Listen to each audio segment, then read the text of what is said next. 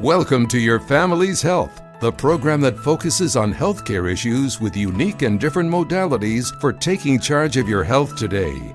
Experts talk weekly with our continuing roster of guests from around the country and right here in Nassau County to keep you up to date on the latest health issues and trends. Take care of your mind, body, and soul. Spend the next half hour with the voice of Nassau Community College, 90.3 WHPC, and get on the journey to better health. Hello and welcome to Your Family's Health. My name is Dr. Jeanine Cook-Garard from the Nursing Department here at Nassau Community College. And if you are listening to this show, you may not need the help of our guests, but maybe you know someone that does. The topic is all about hearing health. My guest today is Dr. Esther Fogel, a Doctor of Audiology at Comprehensive Audiology, located in Lynbrook. Dr. Fogel, welcome to Your Family's Health on the voice of Nassau Community College, 90.3 WHPC. Thank you, Jeanine, for hosting me today. So first of all, I hope you're doing okay in light of the pandemic. Has the virus affected you personally? Thank God my family's healthy. Everybody's healthy at home, but we definitely had a nice, long experience here at the office. I can imagine. How do you handle patients there in your office in light of the pandemic? Sure, that's a good question.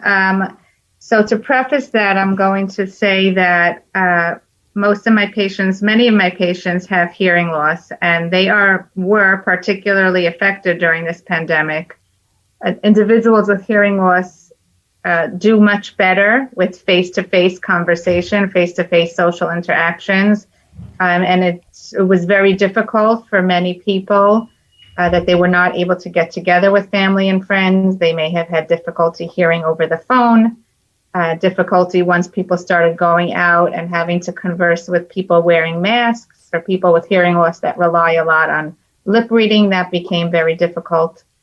So here at our office at Comprehensive Audiology, we really tried our best to keep in touch with our patients throughout the pandemic, throughout all the stages. From the beginning, when we had to physically shut our doors for about 2 months before we reopened, we were still answering phones, answering emails. We were mailing people letters, emailing them, keeping in contact. If anybody needed help with their hearing devices, we were having them do drop-offs. We were shipping supplies. We had some virtual appointments.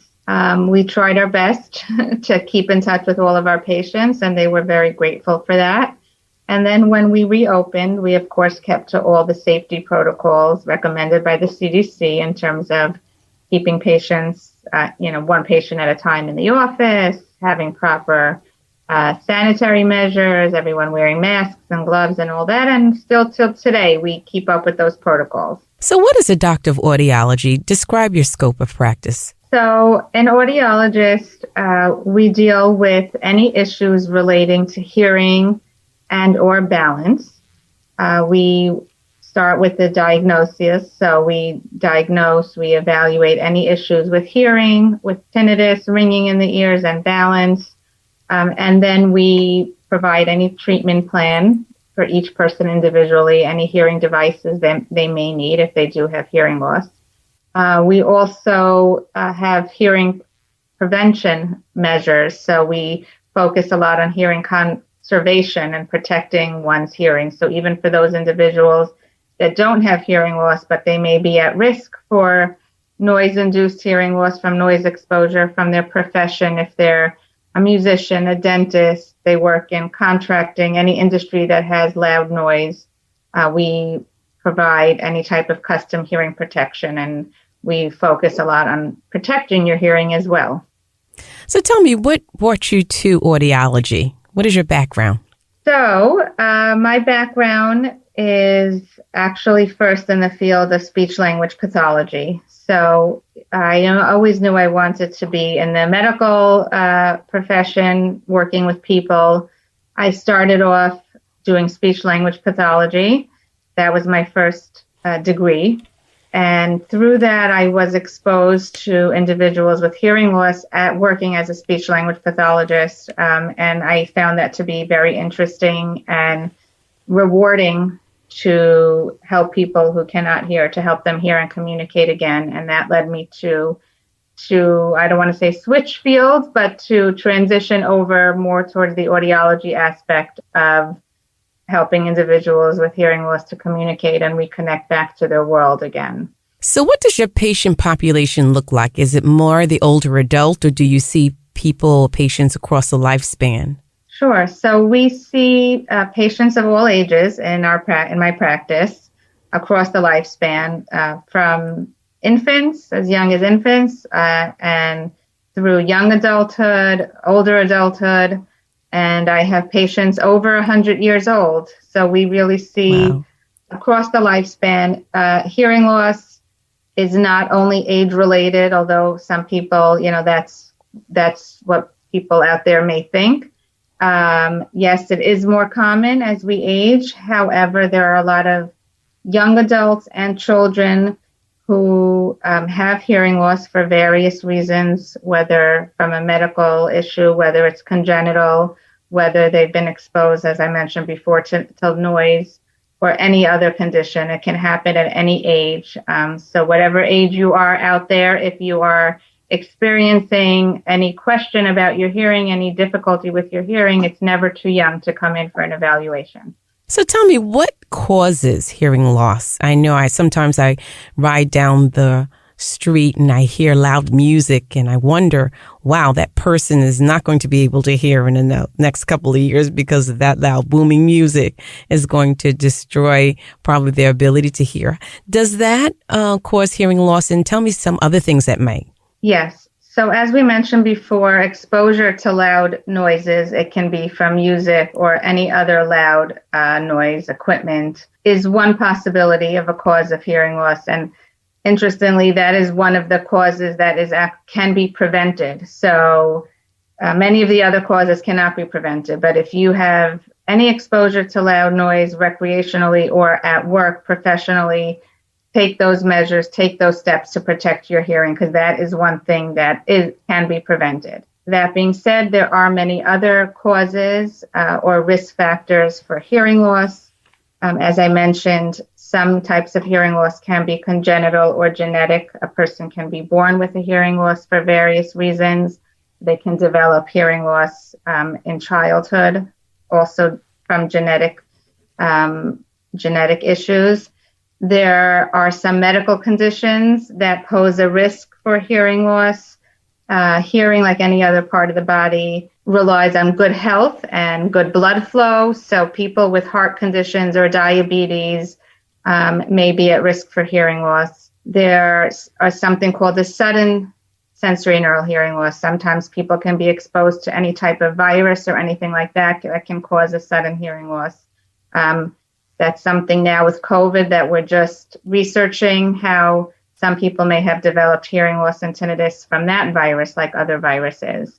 There are also certain medications that can cause hearing loss, certain medications that might be life-saving for other things, such as some chemotherapy drugs or cancer drugs, or certain very strong antibiotics that might be life-saving for a person, but may have side effects of hearing loss. So there is no one cause of hearing loss. There can be many causes. How often should I do you recommend a person getting their hearing checked? Okay, so that depends on a person's age. So for children, all newborns should have a newborn hearing screening in the hospital before they are discharged. So if for whatever reason that baby did not pass the newborn hearing screening, they should be followed up right away. But throughout childhood, if there's any concerns in school for educational difficulties or speech and language difficulties, a hearing evaluation should be part of that evaluation to rule out hearing loss as a contributing factor to any of those educational issues. As an adult, again, it's really very different depending on whether you feel you may have hearing loss. Like I mentioned before, a person can have hearing loss at any age. So if you have concerns, you should go for an evaluation right away. Otherwise, if your profession has noise exposure, you should definitely at some point go for a baseline hearing test. And if you have no concerns, then I would say at about age 50, every person over 50 should have at least one baseline hearing test and then take it from there. You're listening to Your Family's Health on the voice of Nassau Community College 90.3 WHPC. My name is Dr. Jeanine Cook-Garard, and today we're talking about hearing health with my guest, Dr. Esther Fogel, a Doctor of Audiology at the Comprehensive Audiology located in Lynbrook. So, Dr. Fogel, could you tell me the hearing check? Is it an invasive process? It is not invasive. There is nothing painful about it. It involves firstly taking just a history, getting to know each individual and what their concerns are about their hearing or communication. And then most of the hearing evaluation is performed in a soundproof test booth. We put headphones on, we run different types of testing, and then we take different measurements of the ear, some physical measurements. We just put a probe tip next to the ear. Nothing is invasive. Is hearing loss genetic? It can be. It can be genetic or passed down amongst family members, yes. So if you have family history of hearing loss, just like any other medical conditions, if you have that in your family, that's definitely more of a reason to have your hearing checked. So when it is a hearing loss, what are some of the signs and symptoms that a person is losing their hearing? That is a very good question because many times people don't realize right away that they are experiencing hearing loss. Sometimes it takes up to the point where others may tell them that they have a hearing loss, like their family members or friends. If there can be a range of symptoms, it can start off as simple as having difficulty hearing when there's background noise. So if you're in a group of people and there's other ambient noises and you're having a hard time following a conversation. It can be that you're having a hard time hearing people who are soft-spoken or who are whispering, or maybe from standing a distance away, hearing young children, hearing people with high-pitched voices. So any of that, if you feel like other people are mumbling, you think that other people are mumbling or maybe talking fast and you can't hear them, that could also be that you have hearing loss, so it's worth it checking that out. Some people experience hearing loss as a sensation. They may feel like their ears are clogged or they are blocked and they're not sure if the ears are congested. They may feel like they have wax in their ears, but they really don't. It's just a hearing loss. So any sensations like that warrants a hearing test. One of the other symptoms is ringing in the ears, something that we call tinnitus. That's usually a side effect of hearing loss. So if you're starting to have ringing in your ears or you're starting to feel a little bit of vertigo or dizziness, that may also be first stages of hearing loss. When a person is in, I don't know, have you ever experienced a person being in denial that they're losing their hearing? Yes, I experience that all the time. And so actually it is well known that from the time a person actually starts to have hearing loss till they first go into a doctor or an audiologist to be checked is on average 7 years from the time they actually started having some hearing loss. So one of my goals is to try to shorten that time and to try to get rid of the stigma that's associated with hearing loss. Because as I mentioned before, hearing loss can happen across all ages. And so even if you're young, it's time to get checked if you're having difficulty. And when you ask about people being in denial, there are many reasons, as I'm sure you're aware, that people avoid going to have their hearing checked. There could be, reasons they don't want to deal with it for various reasons. Maybe they think it's, like I said, that they're getting old. They don't want to admit that they're having trouble hearing. So many different factors. But we address each concern that a person has. I try to understand why a person is hesitant, why they're in denial, why they don't want to address it. And we work with each person individually to address those issues. Could hearing losses also affect your balance as well as your speech? Yeah, the balance system, part of our balance system is in our inner ear. The way we keep our balance is through various body systems. One is vision, to see where you are in space. The other one is what we call proprioception, to feel where you are in space, whether you feel your feet standing on the ground or being lifted up or turning sideways.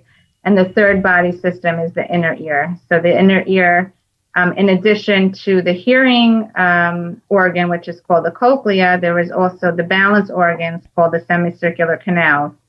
And those are involved in balance. And if there is any issue to the ear, it can affect a person's hearing and can possibly affect their balance as well. And that can have a person feeling imbalanced. They can have spinning or vertigo, and so they can be related. So I know you spoke about the ear exam. So if a person comes into your hospital or clinic or healthcare facility and is experiencing balance disturbances, what other diagnostic tests may they expect? In my practice, this is not a hospital setting. My practice is a small private practice. And I personally do not have the balance equipment here. If a person is experiencing balance issues, then I would refer them out to another audiology center or ear, nose, and throat physician. And there are other diagnostic tests that are done for balance. There's an ENG, there's a rotary chair, there's different tests where they have you look at different things. They tilt you to different sides and to try to imitate the spinning and the vertigo and to evaluate where it's coming from in the ear or other parts of the body. So is this a costly process when it comes down to examining my ear, or does insurance cover it? Insurance does cover the diagnostic evaluation for hearing. And we do here in my office accept many major insurances. Obviously, each individual would have to check with their insurance, but this is something that is covered by insurance, yes. So let's discuss how do we intervene, probably prevention.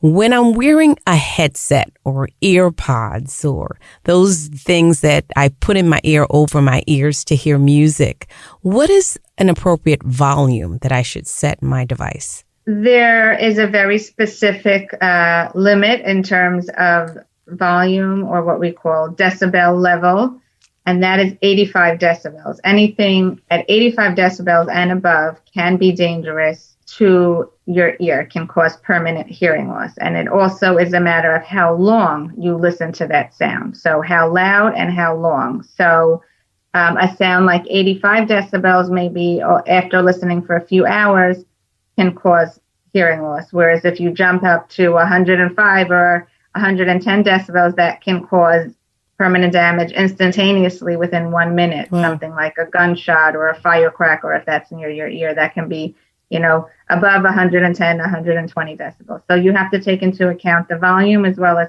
how many hours. So just from day to day, like you asked about headphones or AirPods, you want to make sure that you're not making the volume too loud. Most devices nowadays have some sort of warning sign. It'll turn orange or turn red and warn you that you're getting loud. So try not to go above that level. And also give your ears a break. So don't listen, 4 or 5 hours at a time. Give yourself a break every half hour, every hour. Give your ears a break to rest between listening. That's great to know. You're listening to Your Family's Health on the voice of Nassau Community College 90.3 WHPC. My name is Dr. Jeanine Cook-Garard, and today we're talking about hearing health with my guest, Dr. Esther Fogel, a doctor of audiology at Comprehensive Audiology, located in Lynbrook. So talk to me now about hearing aids. I know that they've gotten quite good at this. They're very small and they're very inconspicuous. How do they work? Where do I get them from? And who are the people that need them? Anybody with any degree of hearing loss can be eligible or can be a candidate for a hearing aid. So the first step would be, as we mentioned earlier, to have a full hearing evaluation. And as you mentioned, the hearing aids have become very sophisticated, and there are many types of hearing aids out there. There are smaller ones, larger ones, in the ear, behind the ear, custom made. A lot of them can now be rechargeable. A lot of them have Bluetooth capabilities where you can pair them to many devices and stream phone calls, stream music into your hearing aids. But the most important thing is that you are fitted appropriately with the hearing aids I would recommend by a doctor of audiology, because it requires the evaluation, and they need to be prescribed for your hearing loss, for your needs. Every person is different. Every person is different in the shape of their ear and in terms of their lifestyle needs. It's not a one size fits all. It's not something that I recommend just ordering online or buying over the counter. It's something that you should be seen by a doctor. And most audiologists, like myself, we do the evaluation, and we also can fit you with the hearing aids, custom made to your ears, to your hearing levels. And what is the price point? Is it covered by insurance? So there is a wide range of pricing of hearing aids, and I won't get into all the details here over live radio, but I can tell you that there are some insurances that do cover hearing aids and some that do not. So that would be part of something that we can check into for our patients. We can check the benefits of your insurance and determine if there is coverage and how much. So if I have hearing loss in one ear, do I just wear the hearing device in that one affected ear, or do I still need hearing aids on both ears if I have loss in one? So that is a very good question. And before I answer that question, I want to give you just a little background about why it's important for us to hear with two ears and not just with one ear. And a good example might be from vision. So when a person can see, if a person wants to be able to see in 3D, or if they want to be able to have peripheral vision, they need two eyes. If you only were looking with one eye, there would be no depth perception or anything like that. So very similar with the ears, we need two ears in order to hear all the surround sounds around us. So the brain, we really hear with our brain, not necessarily with our ears. The sound comes into the ears, and then our brain processes what we want to hear to understand what we're hearing. In order for us to determine, for example, which direction a sound is coming from, is it coming from the right, is it coming from the left, and we can pinpoint that to an exact angle, our brain needs to receive that input from both ears. Another very important thing in real life is that most of the time we're in situations where there's other noises around us, surround sounds, background sounds, a car passing by, music. If you're at a restaurant, there's a lot of noise going on. And we need the two ears in order for our brain to be able to separate one sound from the other and focus on what we want to hear. So in most cases, most commonly people who have hearing loss have it in both ears. And if it's equal in both ears, we always recommend two hearing aids for that reason, so that we can get all the sounds that we need and hear them clearly. If there are very specific cases, as you asked about, having hearing loss in just one ear, sometimes we may fit just the one ear. Again, each case needs to be evaluated individually to see exactly what's going on in each ear. I've seen on the market a device that you put in the ear to remove wax from the ear. What are your thoughts about that? I would follow the instructions on the label.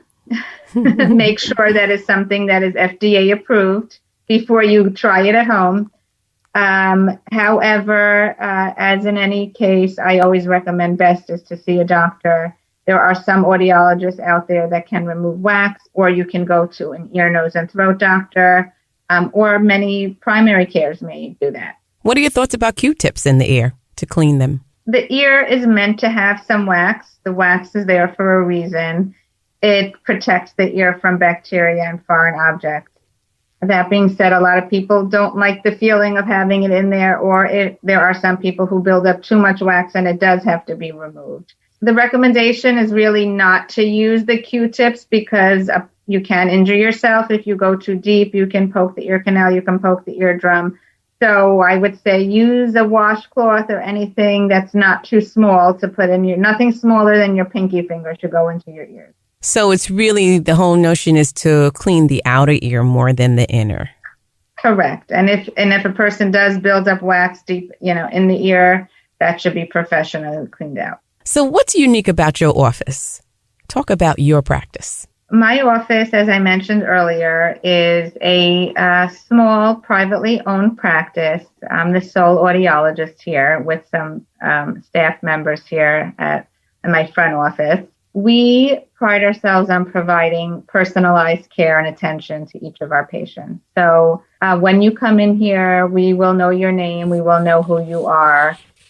We try to find out as much about your hearing and communication needs so that we can find a solution that is appropriate both for your hearing levels as well as for your lifestyle and your needs in terms of communicating with your family, friends, at work, or anything like that. Do you have an email or a phone number you can provide for us? Of course. We have the office phone number, which is 516-387-4000. We also have a website, which is comprehensiveaudiology.com. You can learn about our practice on the website. You can also schedule an appointment through our online scheduling system. You can also always email us at info@comprehensiveaudiology.com. One of the other things that I want to mention about our practice is, in addition to providing the personalized care, we have all the state-of-the-art equipment here. We have all the newest diagnostic equipment. We also have a brand new piece of equipment, which is a 3D digital ear scanner. So when we make custom hearing aids or custom hearing protection, we no longer have to take a physical impression with silicone that we squirt into the ear.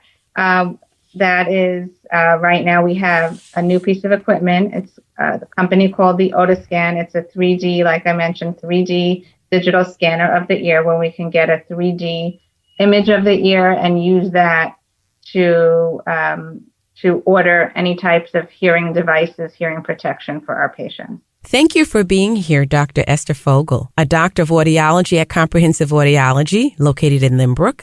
We hope you stay safe and continue to stay healthy, and thank you for being our guest today. Thank you so much for hosting me today.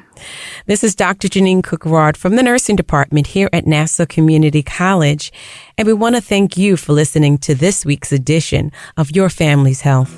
We'd like to get your feedback on your family's health. Send your comments by emailing them to whpc@ncc.edu. Podcasts of today's show are available on iTunes, Android Podcasts, and Spreaker. This program was produced at the studios of Nassau Community College in cooperation with the nursing department. Join us next week for another edition of Your Family's Health on the voice of Nassau Community College, 90.3 WHPC.